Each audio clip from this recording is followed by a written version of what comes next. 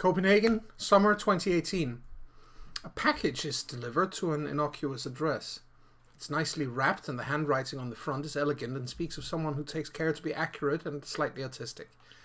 The woman who receives the package is surprised, but the look on her face is one of immediate concern and even discomfort. She puts it on the kitchen table. The tension is thick in the air. Meanwhile, "Don't you dare tell me that it went missing. Something like that doesn't go missing, you idiot." The voice is laced with anger and unspoken threat. The knocker being spoken to is cringing in terror, and he tries to cover his head with his hands and long fingers. "I have no idea what happened. It was there yesterday. I was working on it, and no one else has been in." "Don't you know Occam's razor?" "No." "It means that when you remove all unlikely elements, whatever you are left with has to be the truth. Which means someone clearly was in here since yesterday, which means you failed me." The knocker screams. Meanwhile, the motley has a rare moment of peace and calm available to them, or at least most of them. How they wish to spend these precious hours is up to each of them, but something is still lurking in the background. Something large and dangerous. Welcome, ladies and gentlemen, to Copenhagen Dreaming. We are back with, what is this, the 11th episode, I think? That's right. Well, yeah, we are slightly shortchanged in terms of how many we are today, but only initially. More people are supposed to join as the game continues. We are in need of a recap, Chris. Yep. Hold on. Bring my notes up.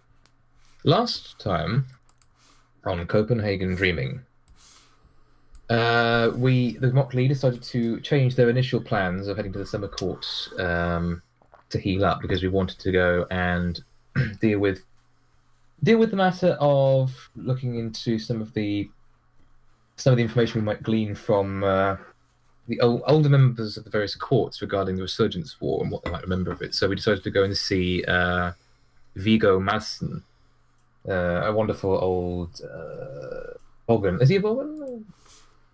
He is a Bogan. Yeah, Viggo is a Bogan. Very, very lovely man.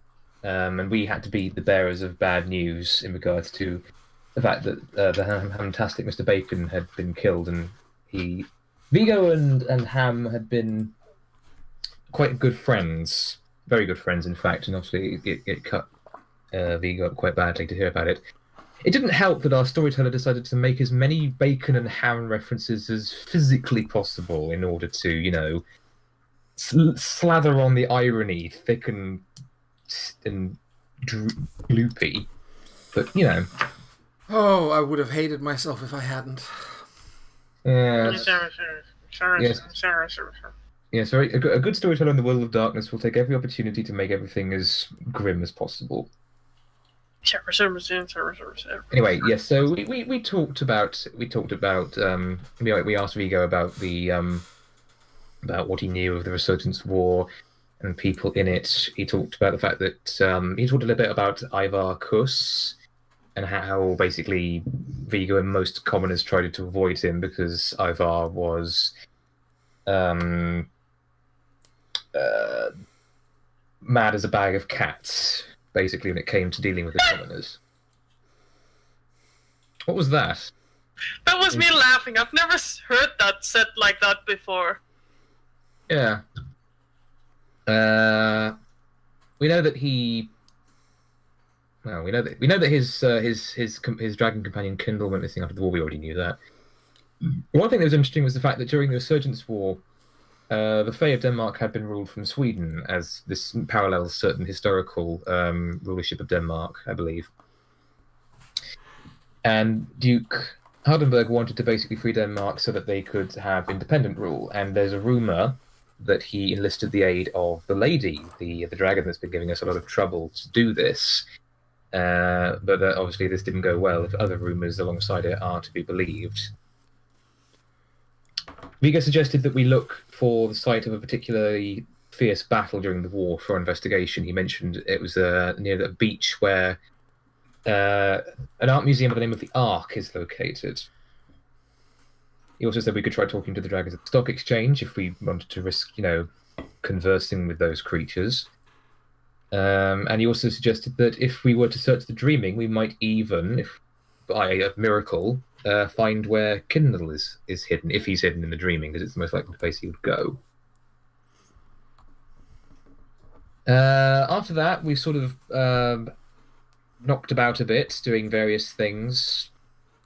August went and tried to see if he could learn something about Power of Sovereign from Elizabeth, but she couldn't teach him anything because August doesn't have a title, and let's face it, the chances of August actually getting a title are microscopic, other things considered. So instead, to console himself, he decided to go and rob a shop for knives, like any sensible teenager would, I suppose.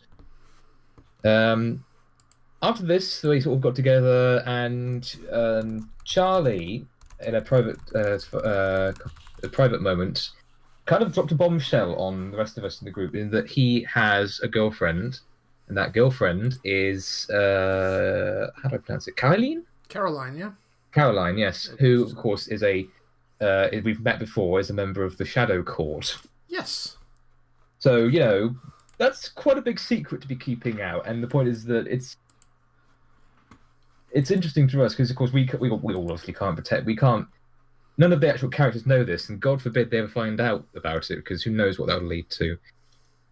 All we know is that that Caroline did also say that the Shadow Court was not actually responsible for killing the fantastic Mr. Bacon. So perhaps what the guy said when he said the shadows did it wasn't meant to be as metaphorical as it might otherwise have been easy to guess it was. It might have been quite literal in this case. Or it could be the Pruka lying. It could be Pruka lying. Who knows? Who knows? I remember. Yes.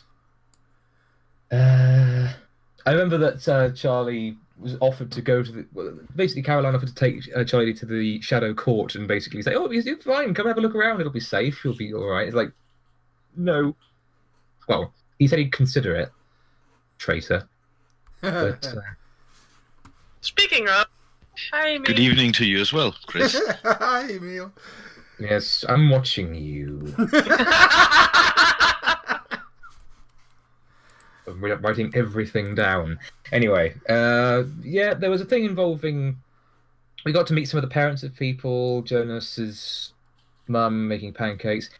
They had a very funny conversation about various things, proving that Jonas's mum is a perfect, embarrassing hippie mum, but in the best kind of possible way. Jasmine had some time to be with her parents, and all that we proved was that Jasmine struggles to interact with them. It seems she's struggling to actually to maintain the kind of loving relationship. She was very sort of flustered and a bit frustrated with them, and probably them with her in some way. But that's just how it goes.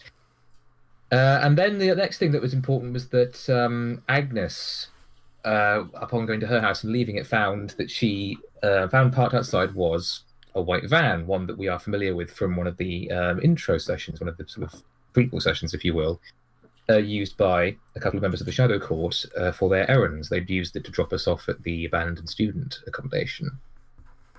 So the point is that the Shadow Court know where Agnes and her family live, which is quite concerning. And after much debate and bringing it to the attention of the summer court and trying to work out what to do about it,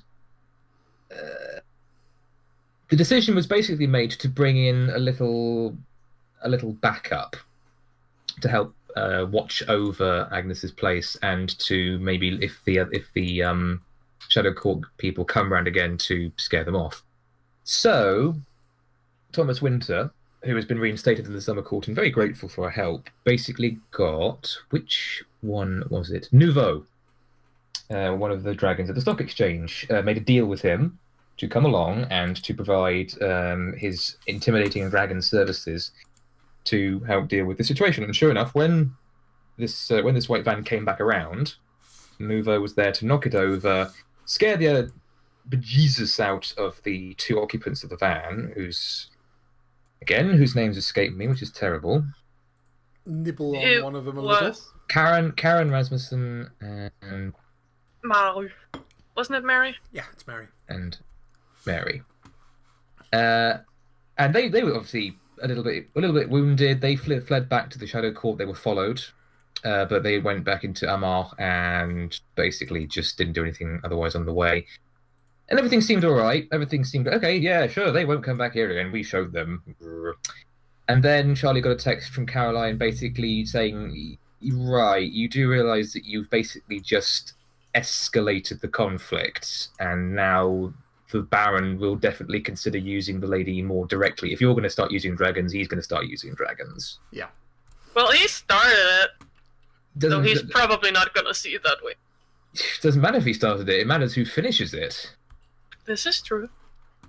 So yeah, basically, while we have successfully proved, while we may have on some level basically scared them off from stalking Agnes, in using such excessive force to make the point that we could potentially see this Cold War that is being fought between the Shadow Court and the Summer and Winter Court get a bit hotter. But the rest of us don't really know that yet. So, as you say, Hey, on the upside, it did work. Yeah, it did. They So, left, yeah, so yeah, they did. but and they weren't busy coming back. That too. So in the spirit of having feeling like we've achieved something, we now, as you said, have a little bit of time to ourselves potentially. Absolutely. And you had some people had some things that they wanted to do when it became, evening time and so on. And I think that we shall get into character on that note. And I think the first person we shall go to is, in fact, Charlie. So you have a standing invitation. Yes, I do. Do you intend to make use of that invitation?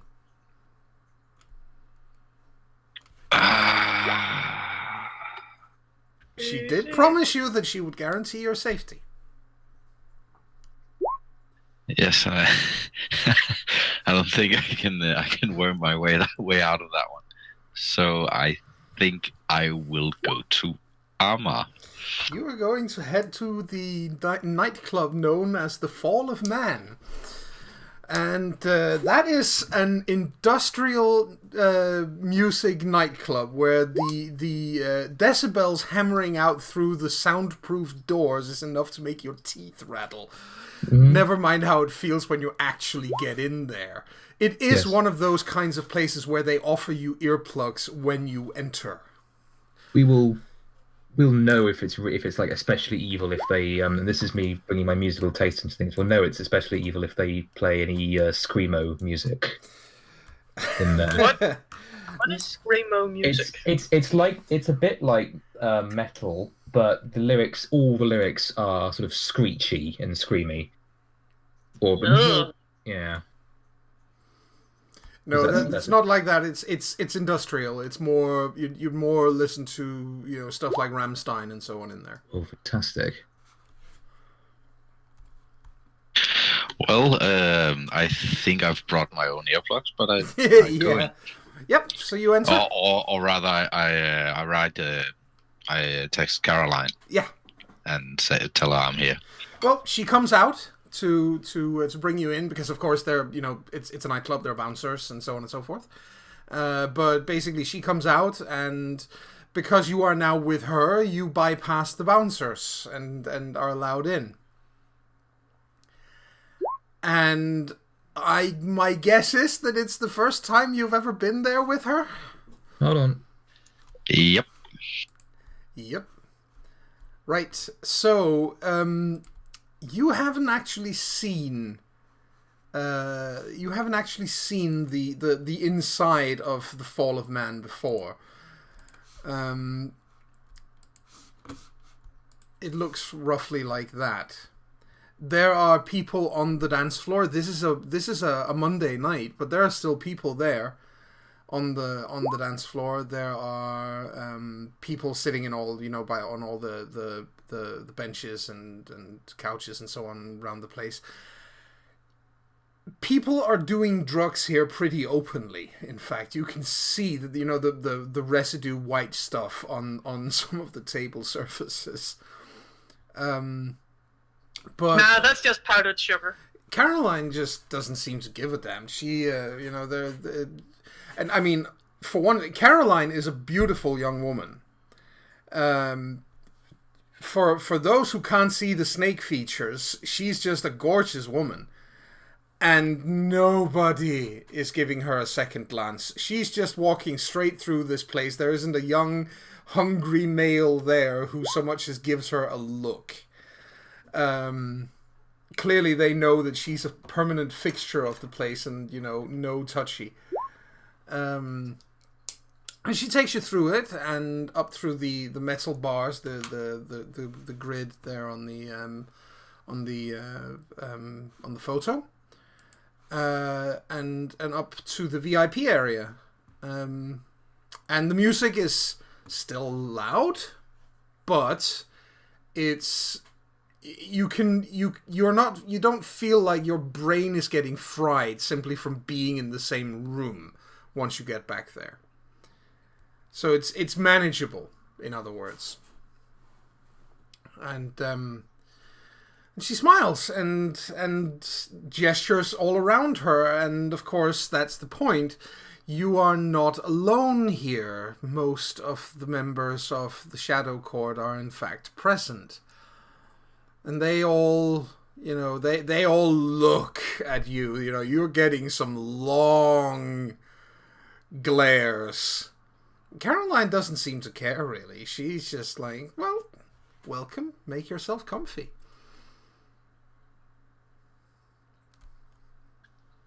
I don't know how Charlie does. I think Charlie sits down somewhere not too close to any red caps and tries to blend in with the furniture. Yeah, you can avoid the red caps because they're kind of jumbled up together. They're kind of grouped, all of them, on one side of the room. There are a lot of them, more than I have made NPCs for. It's a red I am fest. not surprised. And of course, after a few moments, the door opens and in steps this mountain of an ogre in the shape of Baron Steele himself.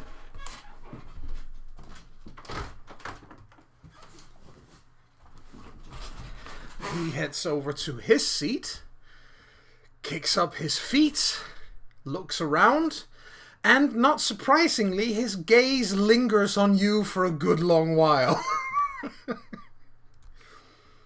You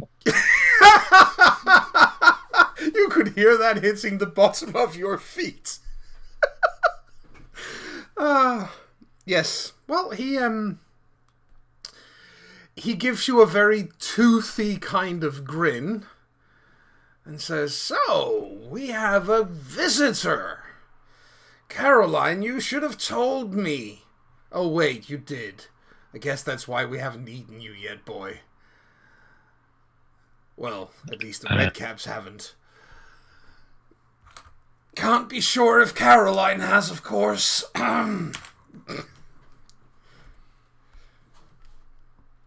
There is no reaction. All the blood just left his head and just. Caroline puts her arm under yours in very much in a "this one is mine, nobody touchy" sort of possessive. Only me eat this one. She got a little possessive there for a second. That makes you realize that makes the Redcaps on the other side of the room kind of sort of lose interest in you. I like you say sorta.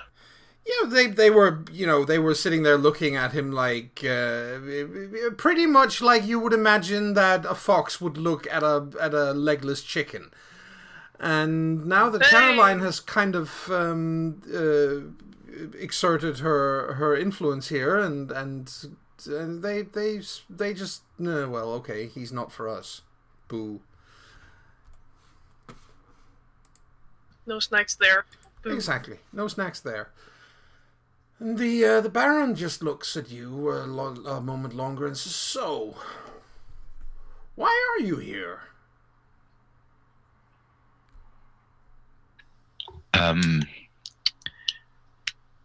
Because Caroline invited me to come and see the Shadow Court. I guess that's as good a reason as any. She is a friendly sort. And you can see that there are a couple of other Fae present that grumble a little when that point is made, that she's a friendly sort.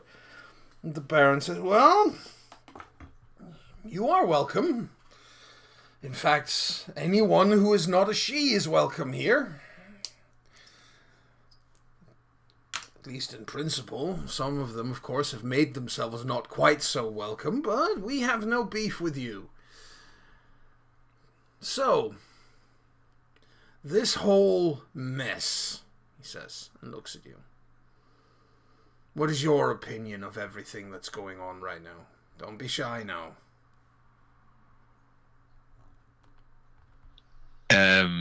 Charlie just quickly looks around the room for the fastest exit. The fastest exit would be the way you came in.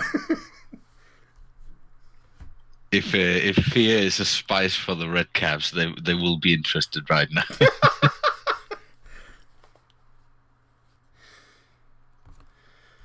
Yeah.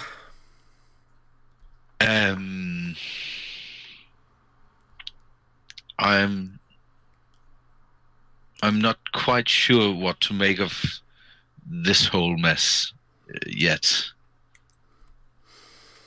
You know what? That's not a bad answer, he says. But I think I can add a little something to what you guys already know. I have a tiny little piece of information that may be of particular interest to you. If you want it. It's free of charge. You won't owe me anything.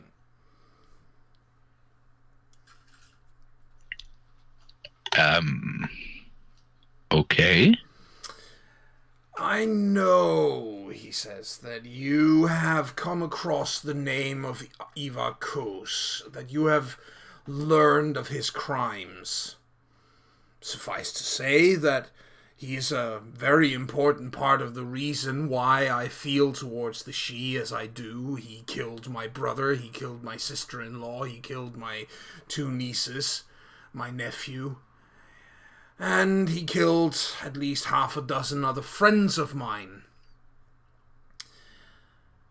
And as I'm sure you're also putting together by now, he did so with the silent consent of the now Duke Hardenberg.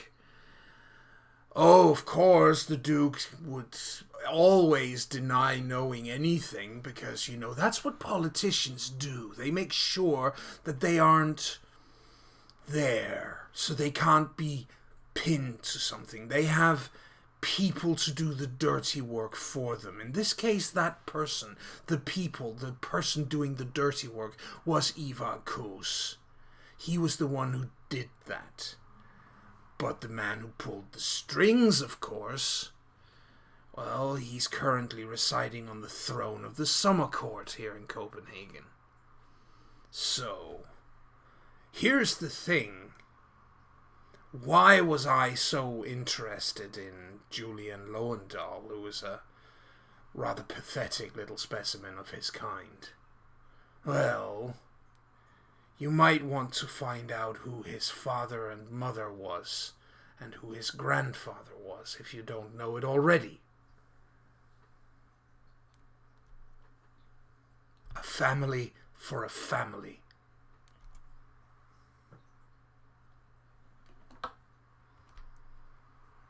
Make of that what you will.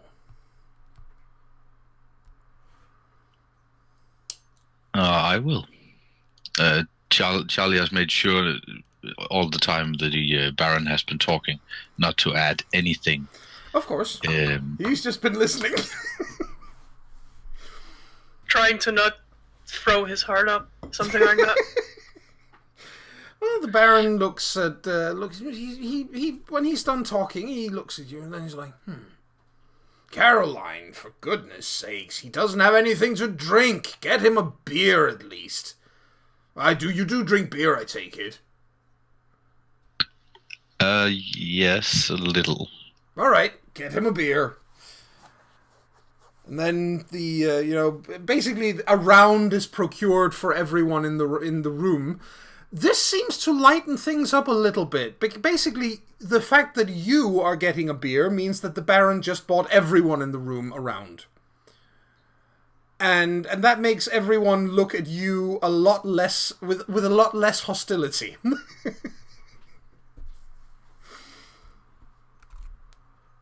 Yes, beer diplomatics. Exactly. Beer diplomatics. He so you even have a couple of people who are, when they get their drink, they raise their glass to you and toast you. Hey, beer man, that sort of thing.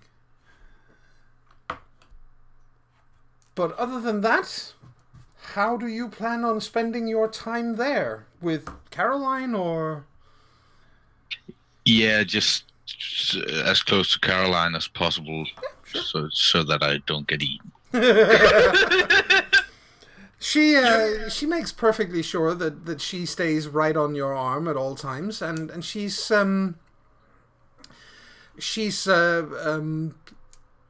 quite happy to have you there. It's pretty obvious that she's glad that you're there, and nobody bothers you. Nobody, everybody leaves you alone. So yeah.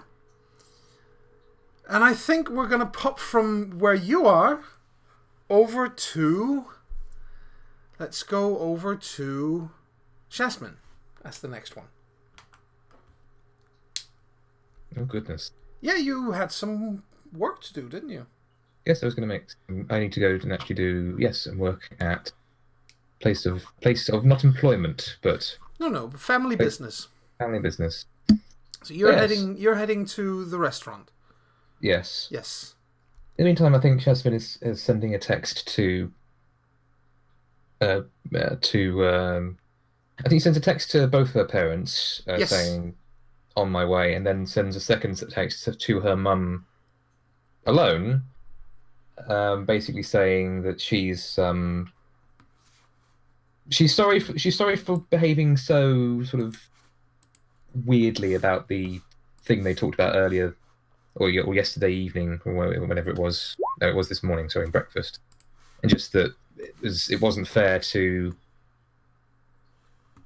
It wasn't fair of Jasmine to sort of feel like she was entitled to know everything about what her mum did regarding her friends, and when her mum was just trying to help out Sunny and basically that kind of thing. It's like typical teenager behaviour, and she just wants to apologise for that. Yes. And well, you don't get it, and you were sending this to your mom. You said, right? Yes. Yes. She's at work, so in the restaurant. So you don't get a response to it, but that's probably not because she doesn't want to. It's probably because she's simply still busy. Yeah, that's fine. That suits Jasmine. It means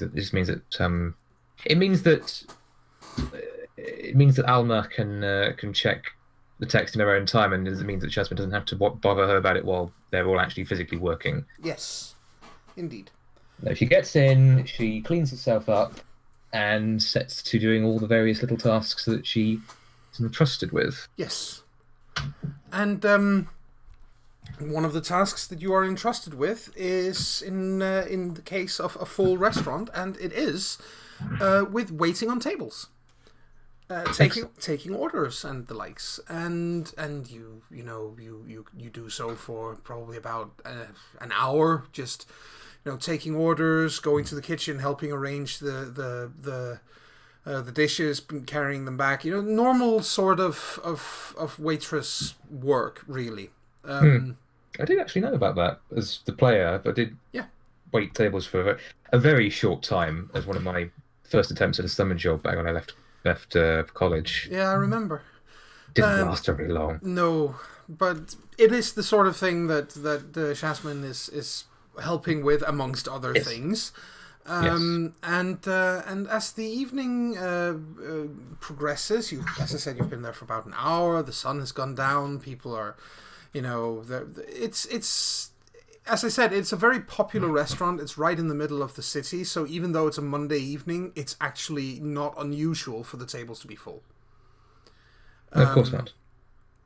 And as you are sitting there, 4 people enter, looking for a table, and there isn't a table. There are no tables there. You know this to be the case. There is one table that is booked for another group of 6 who are supposed to arrive in about an hour. Mm-hmm. And you can see your mother, who's standing by the table or by the entrance, greeting these people. She's being unfailingly polite. She's telling them that unfortunately there are no vacancies at any of the tables, but if they want to place and make a reservation for the following day or for whenever, then they're more than welcome to do. And then she stops right there, turns and looks over her shoulder and says, "Oh, that's right, of course. How could I forget? Please, there's come with me." And she takes them over to the empty table and lets them sit there. And she just stopped in the middle of the sentence. You're making sounds. Yes, she has been. I want to say Shasman left Lily Ganesha on like an unobtrusive shelf back in the kitchen. Yes. Obviously, Yes, of course. Right. I imagine. Yes, Shasman, I think, will finish whatever she was doing a bit shakily. Yes.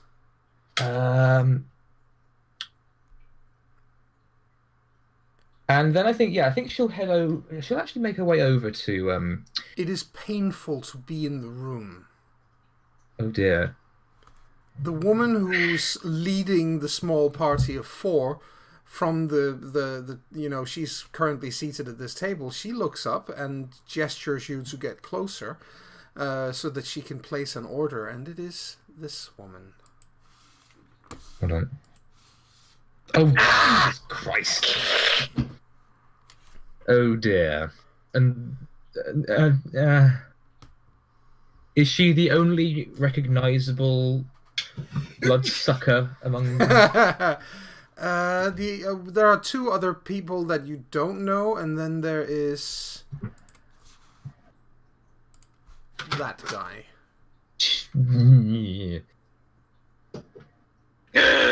So the second in command of Kindred of Copenhagen, and a known assassin who has been called in by a mage for reasons unknown. And it doesn't help any that those 2 clans, but that's unknown to you obviously, but those 2 clans are mortal enemies. What is in The Tremere and the Assamites are absolutely mortal blood enemies. And they are sitting across from each other cordially at a table. Yes, they are. But you don't know that is the case in character. Oh, of course obviously. not. No, of course not. The point is, Jasmine has to go over there. She's being killed, but obviously it's hurting more and more. It is. To get closer. You take a temporary point of banality from being in their presence long enough to take their order. Mm-hmm. And she does her best to put on her usual smile.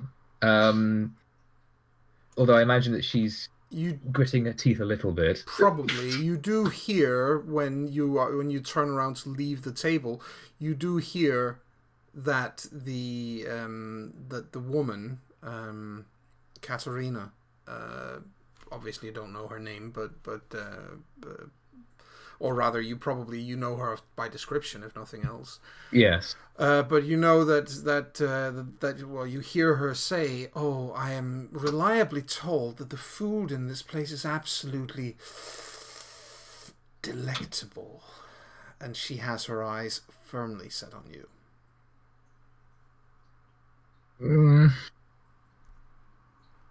Yeah, Jasmine is feeling very vulnerable right now. Oh, really?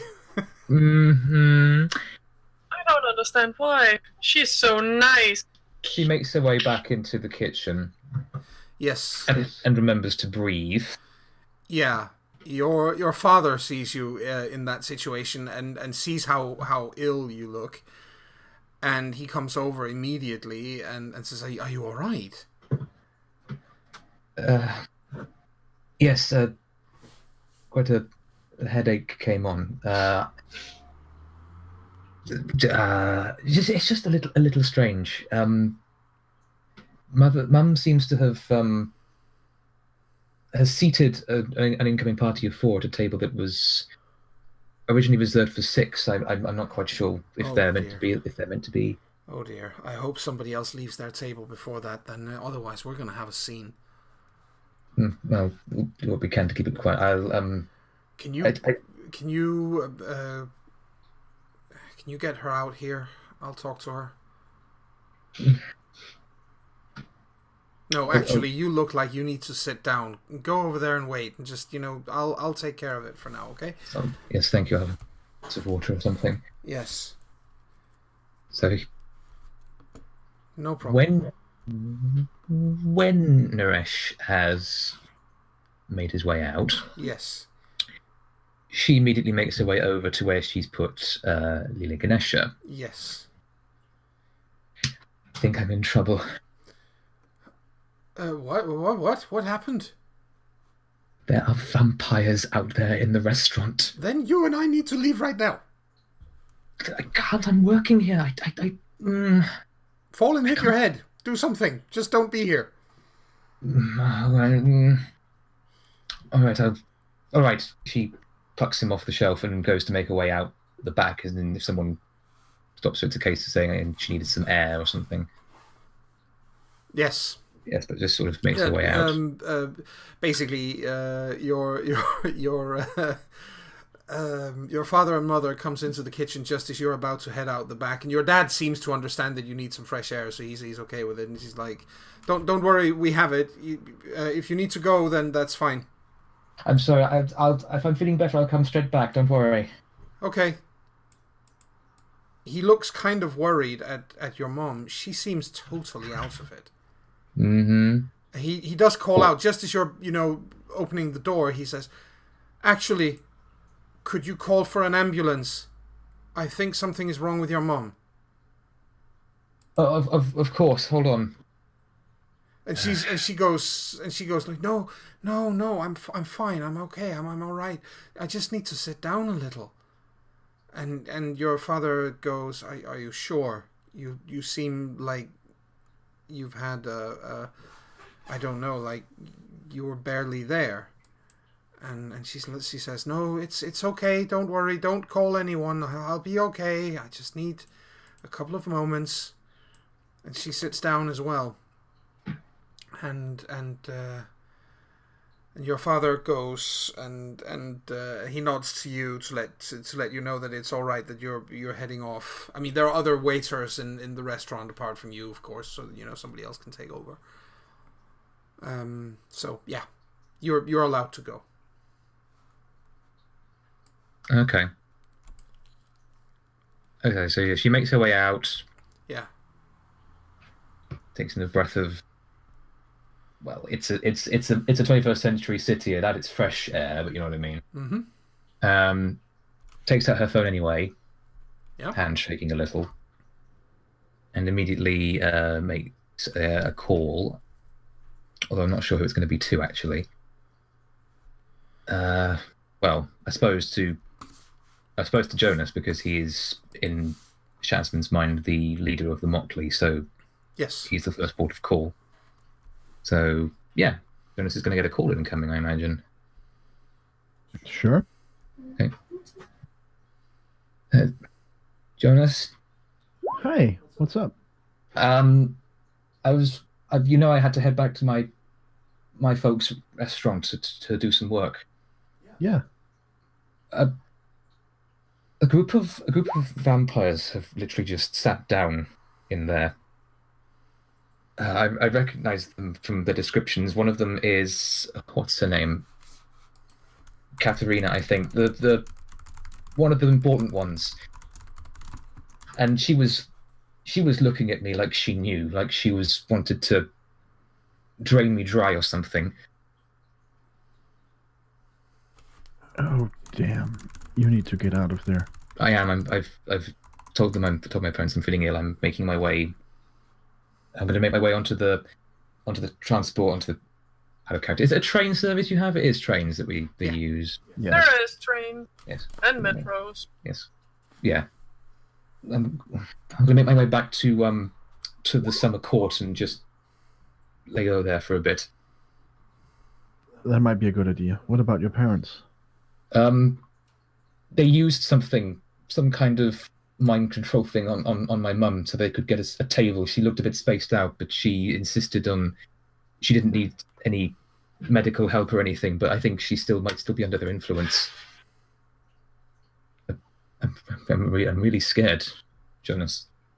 Yeah, I think I'll meet you there. We'll meet you there, I think. Just give me some time. Sure. Thank you. Right. You have to be careful when you get back as well. I will be. I'm going to be. I'm going to get there quick. I'll talk to you later. Right. See ya. See ya. All right. Well, the point being that this, of course, happens at some point during the evening. But up until that point, somebody had a painting session set up. Yes. So we will backpedal a little bit to get started on the painting, I guess, because that's where you and your mom were going, wasn't it? Yes, to Sunny's house. Yes, to Sonny's house. So this phone call hasn't come in just yet. But you bring your mom to Sonny's house and get her seated, I guess.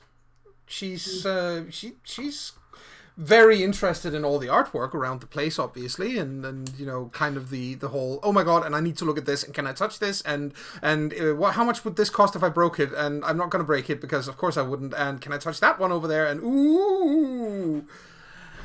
I think the second she's let into the studio, it's just like, I'm not gonna say anything to her because she's running around and I'm not quick enough. Yeah, right now she's a squirrel on coffee. You weren't kidding. Nope. Don't worry, she'll Tire herself out? as much as she can. Yeah, I don't think I've ever seen her outright tire herself out. Well, it takes a few moments, long moments, and then she That's fine. We can set the stuff up in meanwhile. exactly, and then she comes over to Sunny and her son, and goes, "Oh, I'm sorry. It's just so much cool stuff here. You really are very, very good, Sunny."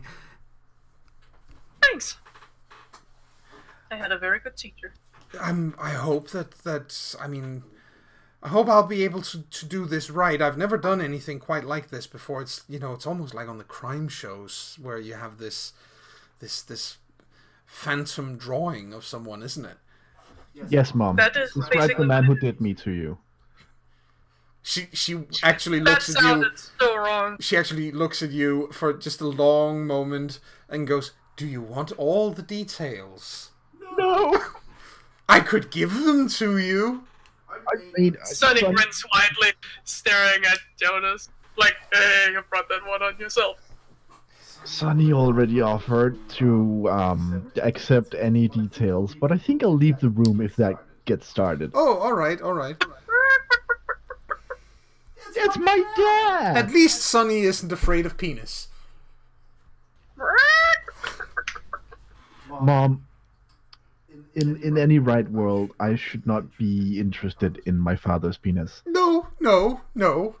I guess There's a point to that. there's a good point to that, but I am.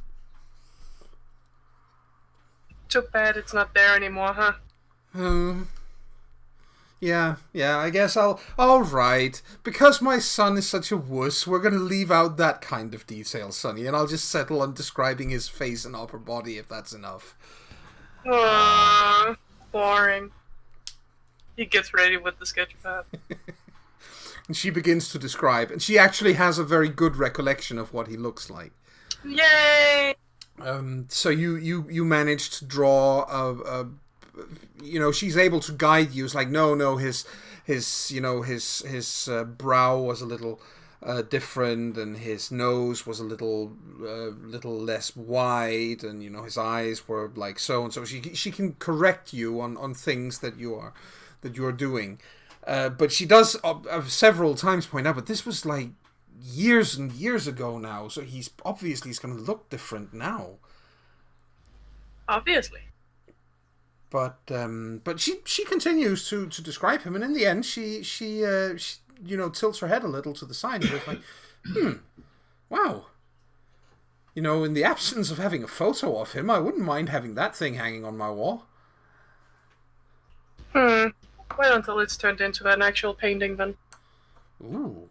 Wow, that's going the extra mile. Cool. Gonna paint him? Yeah. Well, you have one of you have one of your mother. Why not have one of your father too? I mean, I don't really know who he was. No, but he still made you. And he's a good-looking man. Definitely a very good-looking man. I can see where you get those features from. He points at a few. Yeah. But I mean, for all we know, he could turn out to be a neo-Nazi. And then I wouldn't want to have his image hanging in the living room. I would be very upset if that was the case, she said. She says, and looks and frowns. Let's assume that any man that I've let into my home and into my bed is in fact not a neo-Nazi, shall we? Yeah, sorry. You know me, I'm the pessimist. Sometimes a little too. Yeah, I'm working on it. I'm not all that turned on by uniforms, I leave that to you. What? Do you think I've made out with a cop or something? I wouldn't be surprised. What do you think I'm up to? Fun? I wouldn't call it that. You are a prime piece of teenage ass, son. Go out there and have fun. If you're not going to get it on with Sonny like I keep telling you to, then at least go out there and have some fun. Sonny actually looks surprised and then just slowly turns his face towards her like, the fuck? Jonas turns beet red.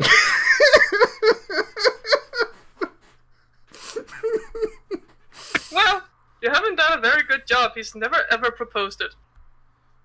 She just gives you the longest, most... right now, Mommy is not angry. Mommy is very disappointed.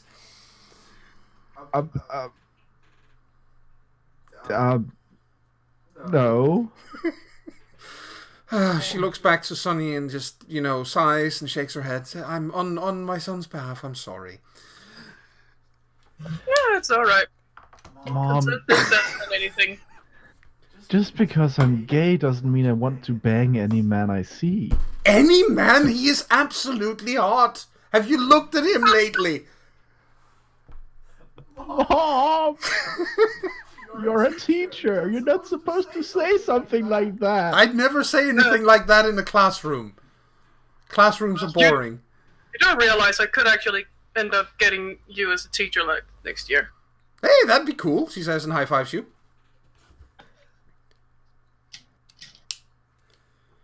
Jonas covers his face. She can never be made to look foolish, but she gets as close as is humanly possible. He is the only thing that can break that curse, and only on Jonas.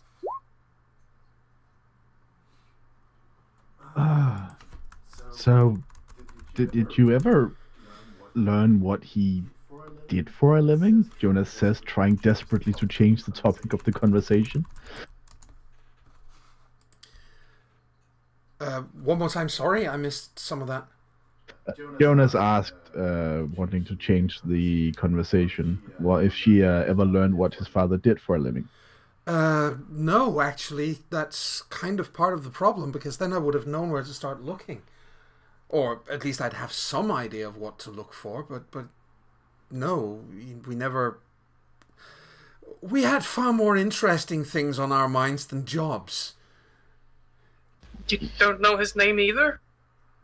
Yeah, I've been thinking quite a lot about that, and to be honest, I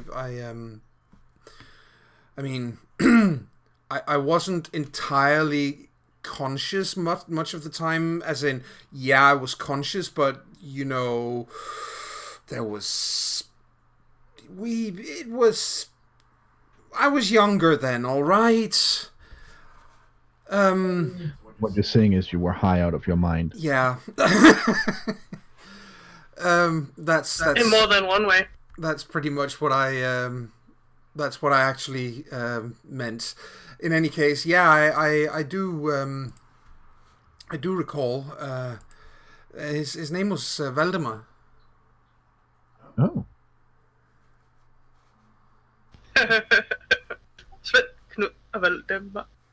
Hey, it's an old royal name. Don't get started. I know, but that doesn't make the name sound less weird. True. It is kind of old-fashioned, isn't it? I don't know his last name though, but he was well, you know, if a hunk like that comes by comes through your life once in your lifetime, I'd have been a complete idiot if I didn't do something. I agree. You don't look a gift horse in the mouth. Exactly. See, Sonny gets it. I get it too. Oh, okay. And I'm happy it happened. Okay, yeah, well, so am I. Otherwise, I wouldn't have had you, which would have been a crying shame. I wouldn't have had anyone I could turn beet red that fast, would I?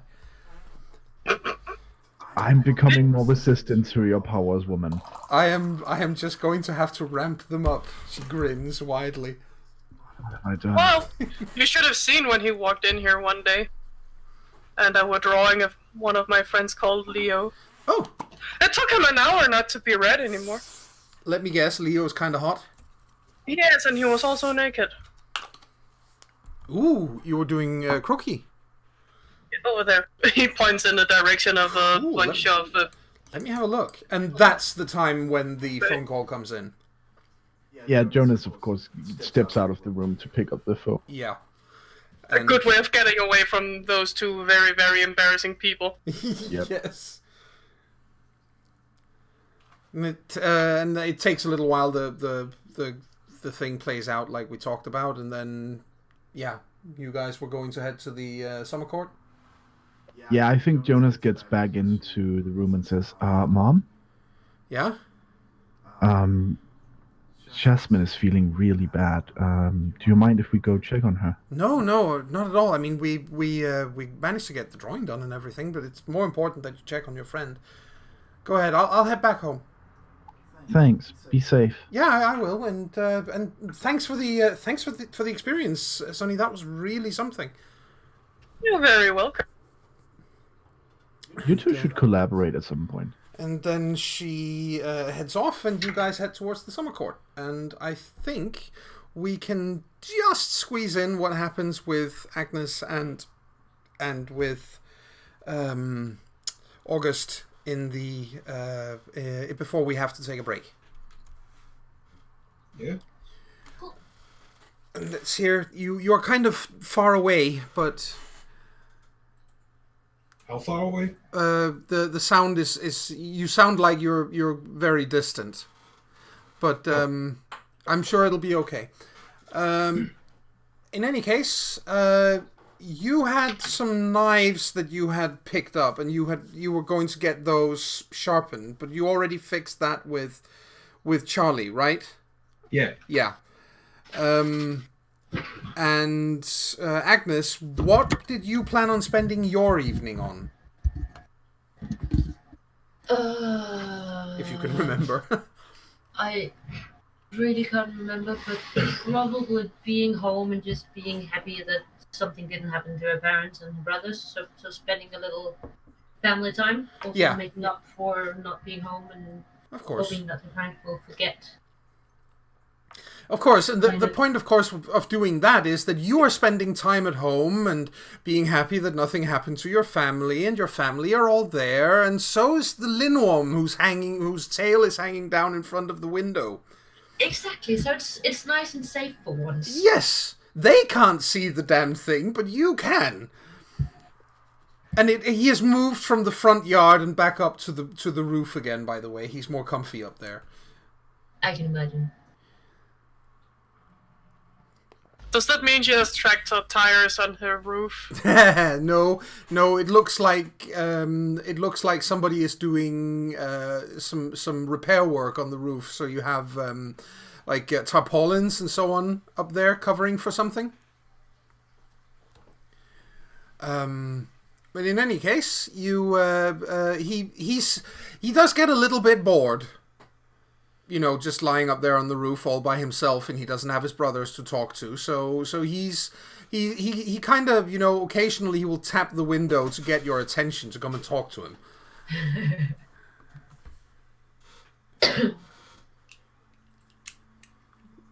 So you do so, or Yeah, I think it's just like, yeah, not board games or anything where you have to be social. no. I mean, so yeah, I'm gonna go to the roof and then talk to him for a bit. Yeah. He's kind of safe the whole day. Yes. He brings cookies for him. Ooh, you just made a friend. Yes. Cookies Not are good. the magical healing cookies, but just No, regular- just ordinary cookies. Regular chocolate chip cookies. Yes, he enjoys cookies because, you know, he might be a regal and powerful and majestic Lindworm and all that. He's also got a sweet tooth. Awesome. So you have just learned one of his weak spots. He is bribable with cookies and other sweets. And flattery. And he's you know, draped across the roof and looking at you, going, "So, what is this whole mess going on around the city? Everybody is up in the air." What do you mean up in the air? Well, people are afraid and with, you know, there's so much anger and hate in the city right now. Haven't you noticed? Oh, yeah. Yeah, it's quite tense between the Shadowport and the Winter and Summerport. Oh, so that's what's bleeding over into mortals. I get it. I believe it is. I mean, you can pretty much taste the tension. Yeah. It doesn't taste very nice. Not as good as cookies. No. That's true. I mean, like, even my parents are stressed out for nothing. Yeah, I guess half the city is. I mean, it's a real mess, you know. The with the lady back and everything. I mean, my brothers and I, we used to have it pretty good, you know. We used to be the most dragony thing you were going to find in all of Copenhagen. Then she turns up again, and suddenly we're small fries compared to how things used to be, and we're sitting there in the middle of Copenhagen. We can literally see from where we are all the way up to Strøget. We can see, well, it's right next door to Parliament, after all. And everyone is stressing. I think also, I mean, in this heat, everybody's a little bit angry. Because it's just... Ugh. Well, that's true. The heat is pretty bad. So basically you're saying it's a combination of the pressure between the courts and the heat that's making people go nuts? Yeah, I mean, like, usually we don't have this kind of heat, and those 2 days a year when it's this, everybody's at each other's throats. But, I mean, something as powerful and probably as angry as the lady. You like the whole. Oh, she She is would be really... vibrating onto everything, also not contained. Yeah. I mean, She's really people angry. are not. I mean, people are kind of blind, but they're not numb completely. That's true. That's true. So, but how is it? Dragons to dragons with the lady? I only know, a bit of it. Well, the you things know, she causes into our everyday lives. You can call them that. well, that's the thing. There are several kinds of dragons as well. As you kind of notice. I don't have any wings, for example. That kind of comes with the whole Linorm things. We don't have wings, and she certainly has wings. Oh my goodness, does she have wings? I'm a little bit, just a tiny little bit envious, just a bit. But she's... The thing is, she's what they used to call a true dragon, which I think is bollocks, because I'm, I don't lie, I'm true. But, And obviously a magnificent dragon as well. Exactly. That's exactly the thing. And besides, Linorms were in the north before the other kinds of dragons were. We were here first, and they came and moseyed on in, they did. But the thing here is, she's a lot stronger than me and my brothers combined. And we're not pushovers. No, I can imagine from what you did the other day. Exactly. Earlier today. And it's but she's like a force of nature. I wonder, there are these rumors about her eggs, Yeah, that they got destroyed during the war. You probably don't know this, but she can't make new eggs until she has a mate she can make those eggs with.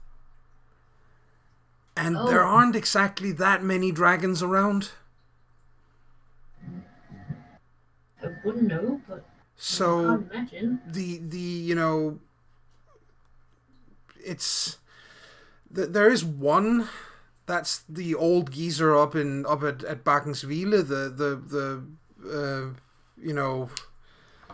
the guy made of cogwheels. And I haven't met him, but old Steam, we call him. He's if you've ever been to that place, the really old roller coaster. Yeah. Yeah, that's him. Oh. He's actually the roller coaster. He just folds up nicely. Oh. He could conceivably, but they don't like each other. That's the thing, and that's the only other male dragon I know, apart from me and my brothers. But again, we're a different type. We don't know. It doesn't work that way. It's like trying to. I guess it's like trying to pair a penguin and an elephant. Yeah, no, that would not really. It would look funny though. Yeah, probably, but not funny afterwards. It would be the world's biggest penguin or the world's smallest elephant. Yeah. But is the lady born here in Denmark? Or did she come at some point? Do you know that?